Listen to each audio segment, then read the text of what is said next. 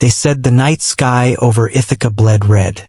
Farmers along the Cayuga Lake swore they saw streaks of fire ripple across the water.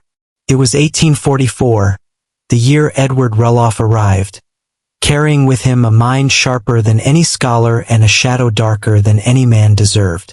He came quietly, just another immigrant schoolteacher with a thirst for books. But the townsfolk whispered about the look in his eyes, how he seemed to listen for voices in the silence, how he lingered in graveyards at dusk, tracing epitaphs with an obsessive tenderness. What no one knew was that Rulloff's brilliance was already tangled with blood. He spoke of knowledge like it was a holy scripture, a secret language buried beneath the surface of ordinary life. He claimed he was piecing together a universal lexicon, a system of words that could unlock the hidden structure of existence itself. But behind his polished lectures, behind the calm cadence of his voice, there was the smell of rot, secrets buried in cellar floors, screams muffled beneath hymnals, and the faces of women who had vanished without a trace. 8 seconds into his story, the horror reveals itself. A genius, celebrated by professors and ministers, was carving his legacy with flesh. The towns would not see it at first. They saw a gifted man who tutored their sons, who stood tall in church pews, who published papers on language and the soul. They could not see the riverbed graves, the scattered bones of families erased from memory, the quiet collusion of institutions that sheltered him. This is the story of Edward Rulloff, the genius killer. A man who taught America's children by day and fed his brilliance with blood by night. Edward was born in New Brunswick, Canada, in 1819, but America became his stage. By the time he reached New York, he was already a contradiction. A schoolteacher, a philosopher, a murderer. His wife, Harriet, disappeared in 1845, along with their infant daughter. Neighbors asked questions, but Edward deflected them with charm. He told one man she had gone west. Another he told she was ill, visiting family. No grave, no farewell, no proof. Just absence. What chilled those who pressed him further was how serene he remained. He could speak of syntax, the moral order of words, and then calmly deflect suspicions about Harriet's fate. He seemed not burdened by grief, but illuminated by it, as if her vanishing had opened some secret door inside his mind. For him, the boundaries between knowledge and cruelty dissolved. The church elders who suspected him said nothing. They could not afford scandal. The seminary library where he taught Latin kept its doors open to him, even as rumors swirled. Institutions, desperate to polish their reputation, chose silence over truth. In America's 19th century, brilliance was a shield. It could absolve men of sins that would have damned anyone else. But Harriet's absence left a wound in the community. People felt it in the way Edward walked, his gait too deliberate, his gaze too hollow. The orphanage children he tutored whispered that he carried scraps of parchment filled with strange diagrams, sentences written in a language no one could recognize. They said he muttered those lines in the dark, and when he did, even the dogs refused to bark. Something was unraveling, and the more he studied his forbidden lexicon, the closer the town crept to discovering what lay beneath his mask of genius. By 1850, Edward's reputation had outgrown his crimes. Professors praised his intellect. Students remembered him as a man whose lectures made words shimmer with divine significance. Yet beneath the candlelight, his manuscripts were not just linguistic studies, they were instructions. Pages soaked with cryptic annotations, fragments of dead tongues, and margins scrawled with chilling symbols.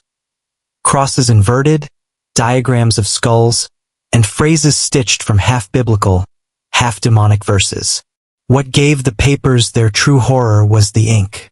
Later analysis, suppressed by those who kept archives locked, hinted it was mixed with animal blood. The words seemed alive, as though pulsating under the eye. His universal lexicon was not a search for truth, but a spell, a binding structure meant to harness the sacred and profane into one. To his disciples it was philosophy. To him it was survival. Rulloff believed that knowledge had a cost, and that cost was life.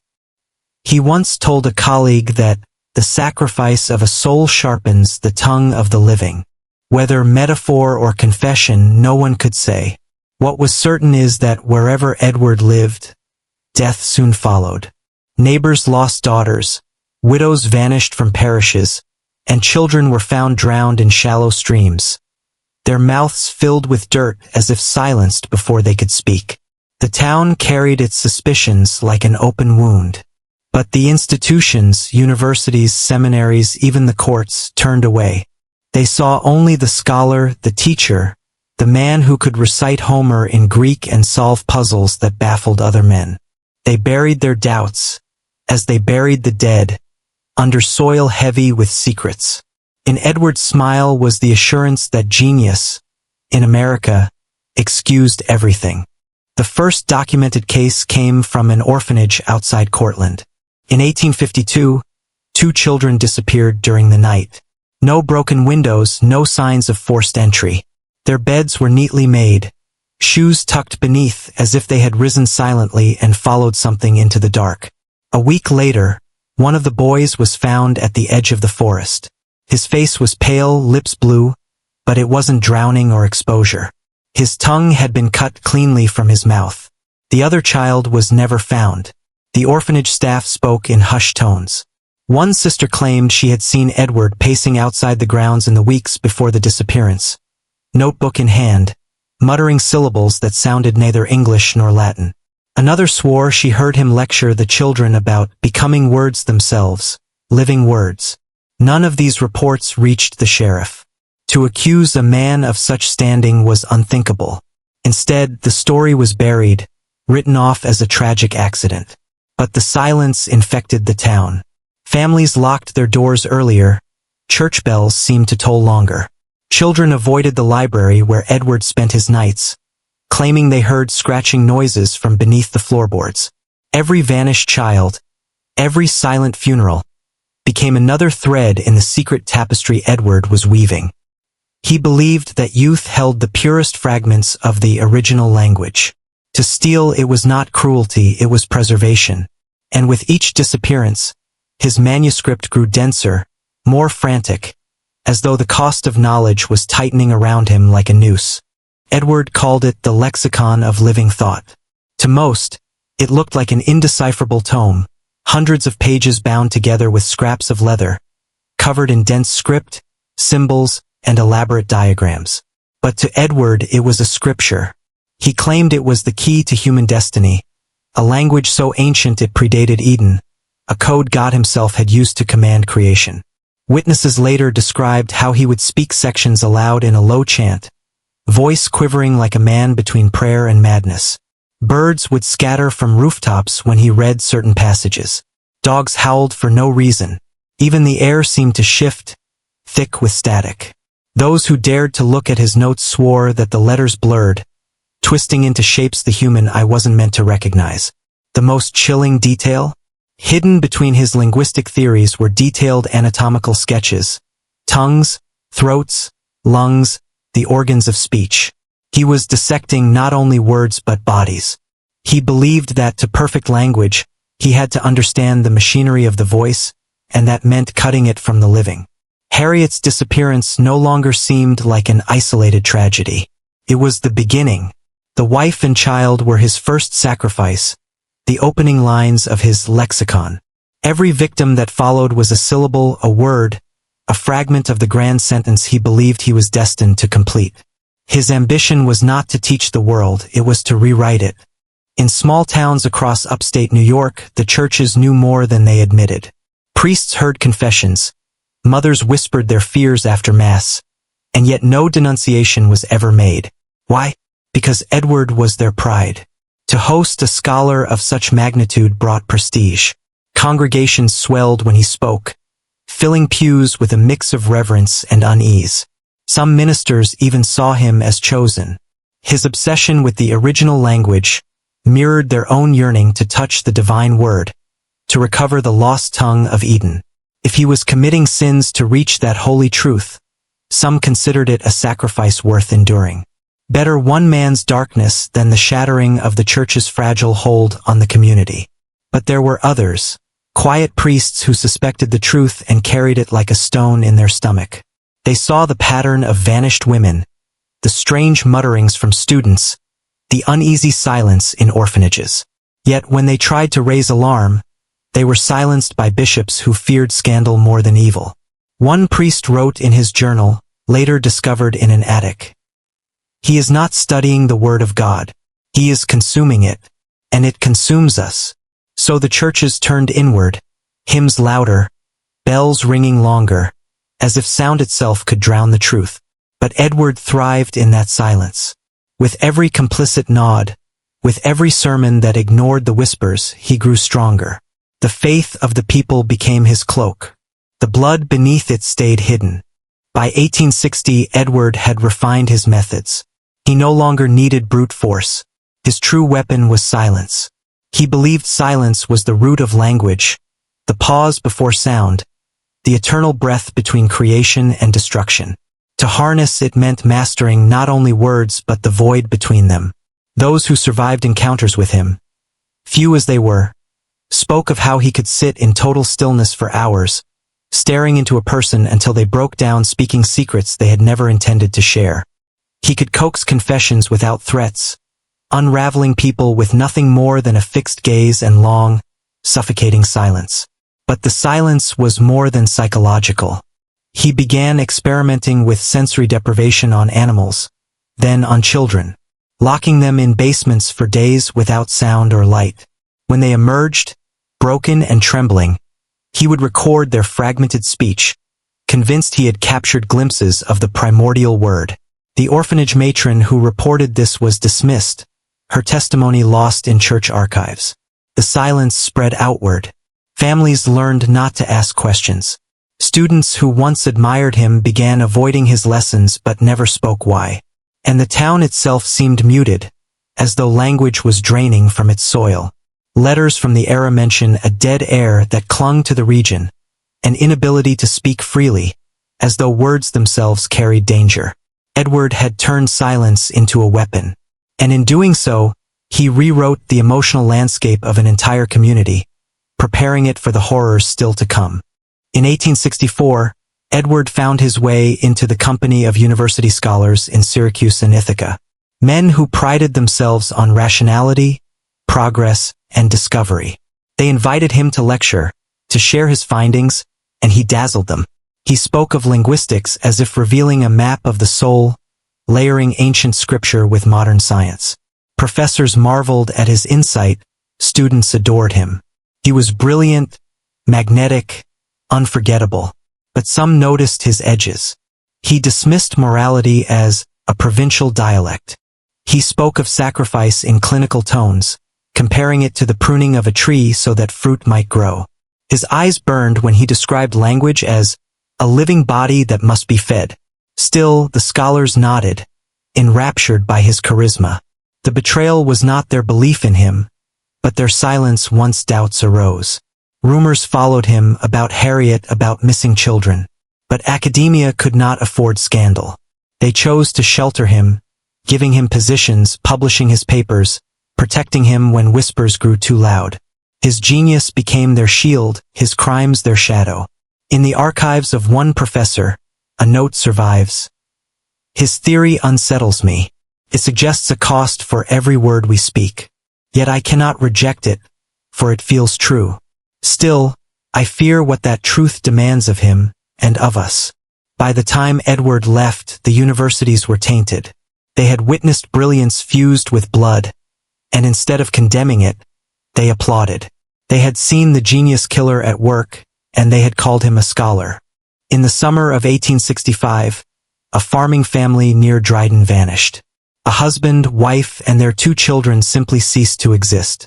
Neighbors found the dinner table still set, bread half sliced, a pitcher of milk souring. No signs of struggle, no broken locks, just silence. Days later, Edward was seen walking alone along the roadside, mud clinging to his boots. He offered no explanation, only a polite nod. When questioned, he claimed he had been studying in the woods, recording bird calls. But no birds sang in those woods after that week. Locals said the air felt hollow, as if the forest itself recoiled. The family was never found. Their land was sold quietly, their names erased from church records. But whispers persisted. Children claimed they saw lantern light moving across the fields at midnight, shapes digging in the earth, and Edward's silhouette bending low, as if speaking into the soil. Later, fragments of his notes revealed entries about family units and their linguistic purity. He had begun experimenting not only with individuals but with whole bloodlines, convinced that words carried inherited weight. In his twisted theology, erasing an entire family was like erasing a sentence from history, making space for a new one to be written. The town buried the story in silence, but the absence lingered. It was as though the land itself remembered, refusing crops, flooding fields, cracking barns. People moved away, but Edward stayed, filling the void with his presence, a scholar of disappearance, a master of erasure. In 1870, Edward was finally arrested, not for murder, but for theft. Alongside a band of petty criminals, he was caught stealing goods from a dry goods store. It was a crime beneath him, almost laughable for a man of his intellect. Yet it was theft, not murder, that placed him behind bars. Inside prison, guards expected him to break. Instead, he thrived. He charmed fellow inmates, debated wardens, and even convinced the prison chaplain to procure books for his research. He spoke of his imprisonment as a necessary silence, a pause in the sentence of his life. To him, chains were commas, not endings. But beneath the calm, his writings darkened. Prison notebooks recovered years later contained sketches of severed hands, diagrams of vocal cords, and passages describing the purest silence, the silence of the strangled. He described killing as punctuation, a way of enforcing order. Guards whispered that he knew things he should not. One reported that Edward predicted the death of another inmate before it happened, describing in detail how the man would hang himself in his cell. When questioned, Edward only smiled. Words travel faster than flesh. Even in chains, he radiated menace. He was no ordinary criminal, but something else. A mind that bent walls, a silence that seeped into others. His release would not be freedom for him. It would be a death sentence for others. Edward's freedom came swiftly, and so did his last act of blood. In 1871, he joined two younger men in another burglary. This time, it ended in death. A store clerk was found with his skull caved in, blood soaking the wooden planks. Witnesses saw Edward fleeing the scene. He was arrested again, but this time the charge was murder. The trial that followed was a spectacle. Crowds packed the courtroom, torn between fascination and horror. Scholars testified to his genius, insisting he was too valuable to be executed. One professor argued that the world cannot afford to lose such a mind. The prosecution countered with the graves, the whispers, the trail of vanishings no one could explain. But Edward defended himself with chilling eloquence. He spoke not as a criminal but as a prophet. Every word you speak was born from silence, he told the jury, and silence demands its tribute. I have only given what the universe requires. His words unsettled even the judge, felt less like a defense and more like a sermon. The verdict was guilty, death by hanging. But even in that sentence, Edward's shadow lingered. Scholars begged for clemency, arguing that his unfinished lexicon was worth more than justice. The world stood at a crossroads. Truth or knowledge, justice or genius. In the end, the noose won, or so they thought. On May 18, 1871, Edward Rulloff walked calmly to the gallows in Binghamton. Thousands gathered to witness it, the execution of a man some called a murderer, others a martyr of intellect. He looked unshaken, dressed in dark clothes, his gaze fixed on the horizon. When asked for final words, he delivered them with terrifying serenity. I die a martyr to science. My life has been one long effort to demonstrate the system of thought, and if I had more time, the world would know its truth. The trapdoor fell. His body convulsed, then stilled. The crowd erupted, half in relief, half in awe. Some swore the air grew heavier in that moment, as if silence itself had descended on the town. Dogs barked, horses bucked, and church bells rang out though no hand touched them. But what haunted witnesses most was his face. Even in death, his lips curved in a faint smile, as though he had won. As though the execution was not an end but a beginning. His manuscripts were seized, locked in university archives. Some pages were burned. Others simply disappeared.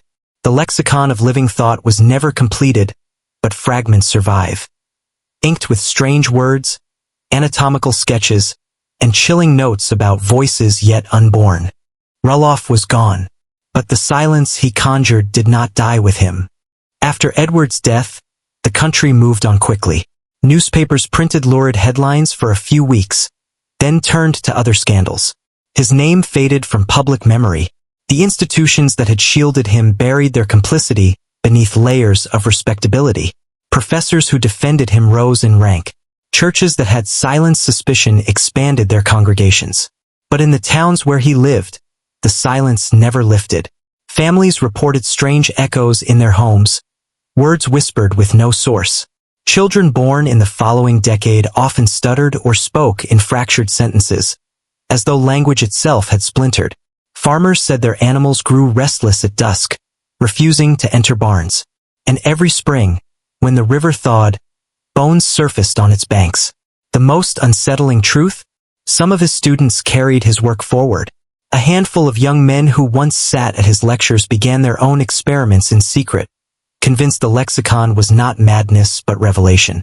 They scattered across seminaries, orphanages, and small towns, each carrying fragments of Edward's words. He was executed as a criminal. But in the shadows of American history, Edward Rulloff became something else. A contagion of silence, a ghost of intellect and blood, woven into the very fabric of language. Forgotten by the world, remembered by the earth. In the years after Rulloff's execution, orphanages across upstate New York burned.